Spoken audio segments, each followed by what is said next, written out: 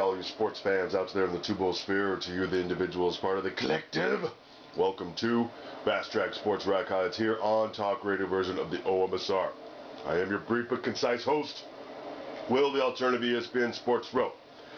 Do a little quickie show, let you know the clip order coming up, the whys and wherefores. It's always only 2 to 3 minutes, so the least you can do is hear me out. You get a slightly longer highlight reel this way. All right, speaking specifically about Super Bowls in warm weather as opposed to the potential travel nightmare disaster that may happen this week, as Colin Cowherd thinks of it. So all the video highlights courtesy to ESPN and Colin, all The Herd, everything else, the OMSR. This is on the Monday morning quarterbacking segment of the OMSR. Let's do a little bit of a show like this, you get a slightly longer highlight reel, as I may have just alluded to. Doesn't hurt to repeat it twice. It's called the DMCA, Digital Millennium Copyright Act. It covers fair use standard, minimal use, and derivatives. Alright, so on the quickie sport rant of the segment, I totally agree with Super Bowls should be rotating in and out of only a few cities, because it's that time of year. I mean, even in, he refers to Dallas, you know, kind of turned into a disaster because it was much colder than you would think of as Dallas. But it's winter. There's really only a few cities you're guaranteed to get some mild weather. And I think he's also suggested to you all, it's not just if the game is in a dome, it's the entire experience. If just the game is inside the dome and it's 20 degrees outside, does that make for a great Super Bowl experience? No, it's not a diss on any one particular city, but yeah, it is done in February, end of January, depending on where the numbers fall, date-wise. Right, so he's correct about that. But we could have done without hearing about how your per diem comped all at ESPN, you know, the great food in New York. Yeah, well, that's kind of understood. Don't think you made a whole lot of friends that way, but that's Colin for you. That's why you love him. He just throws it out there, take it or leave it. OMSR, same thing, YouTube version. Okay, that's it. Thanks for watching. Clips coming up. No silly DUIs while you're out there. Roll clips. It's really interesting. We're talking about the Super Bowl, and I was talking to my buddy yesterday. I have somebody that represents me. They call them agents, but that always sounds so, you know, hoity-toity. Everybody in my business has an agent. You got to have a representative, an attorney or something. And we were talking yesterday, and I said, I'm going to go on the air today, and I'm going to say, I don't care if the weather's bad. I'm going to be in New York. They got great restaurants. It's better than having a Super Bowl in Jacksonville. He's like, you're going to say that? And I said, yeah, because for the last 10 years, I've been telling you that I want Super Bowls in warm weather, not for me. I don't stay for the games. I do the preamble and then leave and go watch the game in my living room with friends. For 10 years, I've been telling you, I think you should put the Super Bowls in 4 or 5 cities, rotate in warm weather.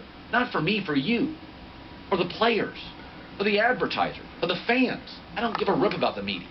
But you never believed me. All I would get was emails and tweets. You just care about yourself. So for 10 years, I've told you the truth, and you didn't believe it. So now I'm just turning on you. I don't care what the weather is. I hope it's crap and you can't see the game. But I'm getting food in New York City for a week free of charge. On the company. I think it's great. So for me, I've given up trying to defend warm weather Super Bowls. I'd rather be, nothing against Indianapolis, but New York, I could eat 15 different meals at 15 different 5-star restaurants. I'm all in. Okay. I've told you for years, I think you should have a rotating 5 cities. New Orleans, Miami, LA, San Diego. You know, put it in those. That's not fair. We don't move the Grammys. We don't move the Oscars. We don't move all sorts of stuff in this country. We don't move the Rose Bowl. But you have to be fair? No, I don't think we have to have the Super Bowl in Kansas City. Ever, under any circumstances. There's all sorts of stuff in this country we don't move. We don't put in cold weather. Why do we have to put the biggest event? We don't move Wimbledon, U.S. Open. New York gets the U.S. Open every year. They get the ball drop every year. I don't think they should ever have the Super Bowl. Unless they move the Super Bowl to June, then put it in New York. There's nothing, I'm not anti-New York. I'm pro, don't move the U.S. Open. Keep it in Flushing Meadows. I think moving the baseball all-star game's great. It's in the summer. Weather's never an issue. But when weather is an issue for a game played primarily outside, I don't think you should put it outside. Because what's going to happen in New York, even if the weather for the game is good, it is going to it's going to be a debasing experience for travelers. If there's a storm Friday, all you people going, good luck sitting in your airports for hours. Bring a sleeping bag to the airport. You'll be staying there. You're going to be paying for hotel rooms, and they're not going to give you your money back. That's not a good deal for the fans. But again, I defended the fans for 10 years on this network. Warm weather, too hot doesn't change anything. And fans never believed me for 10 years. So, good luck. It's on you. And I've never been one of these contingency guys. Like, how?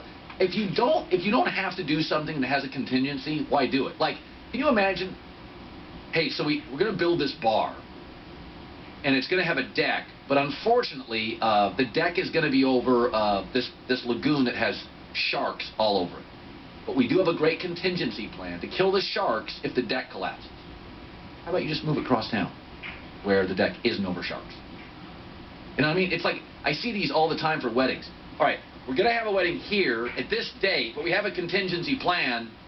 Yeah, it rains in Seattle in February. Why not just move it indoors? Like, I'm not a contingency plan guy. Just move stuff to where you don't need contingencies. And I get to, by the way, I've yelled at my management for this. They put me in places for radio remotes. Okay, if a monsoon hits, okay, we're going to do it in February in a field in Iowa. Lagoon is available. Why don't we just do it there? If you can avoid, people say, well, Indianapolis. Don't take Indianapolis as a shining example because you got an absolute weather break on It's Fantastic. You watch 2,000 flights canceled into JFK next Friday. It's not going to be the game. It's going to be a boondoggle. Here's Eric Grudman, who was on 98.7 in New York yesterday. By the way, he's got all sorts of great contingency plans. Listen to this. We have contingency plans to move it earlier in the day, later in the day, earlier in the week, or later in the week. So we could play the game Friday, Saturday, Sunday, just about any time. Super Bowl on a Friday? We could play the game Monday. That's a contingency plan? Hey, Fox, Peyton Manning, advertisers, fans. Our bad, moving it to Friday night. Huh?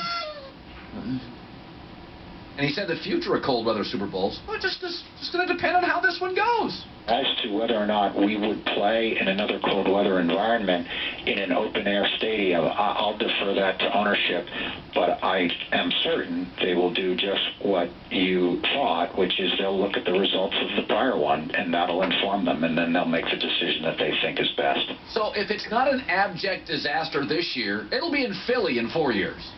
I was in the Dallas Super Bowl. Dallas was a disaster. Didn't somebody get killed because ice fell off the stadium? In Dallas, we don't view that as a cold weather city. I mean, that Dallas thing, and the people of Dallas worked so hard. They did such a great job. They really did. I was in Fort Worth, which is an adorable town. It's just a great little hip, fun little place in Dallas. Fort Worth, Texas is really fun. TCU's there. Great bars, great food, honky-tonk, all that good stuff. It is so Texas. Just great. You couldn't get around town. But Dallas was a disaster. People falling all over the place. It was a mess. Rock stars don't leave the stage and then go to the hotel to sleep. They trash the room and end up with supermodels. God love them. And everybody loved Milli Vanilli. Okay, I did too. But they weren't Milli Vanilli. They were Fakey McShaky. That wasn't their music. Two ugly guys in Germany doing that, not those handsome dudes. So we were all listening to Milli Vanilli. Hey, I admit, Milli Vanilli would come on. I was like, yeah, I like Vanilli. Yeah, Milli Vanilli. Girl, you know it's true. Okay, it's not and stuff. We're faking it, but you know it's true. Hey, blame it on the rain, and also blame it on the producers, because we never sang any of this stuff. Milli and Vanilli. I like Vanilli more than Milli. Blame it on the rain. I wasn't. Yeah, I lived in Seattle. I never blamed. Fighting is part of hockey. Well, drinking's part of America. Should we all get sloshed every night? Bill Clinton came from a shaky household. I'm going to go on one of my rants about Clinton again. Okay, the Monica thing I wasn't down with.